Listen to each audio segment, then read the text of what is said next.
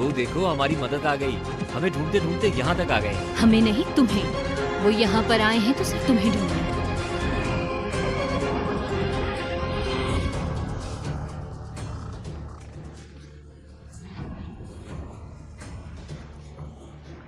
बाबा जान, आपकी तबीयत ठीक है ना अब?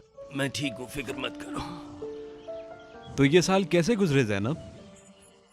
बस गुजर ही गए।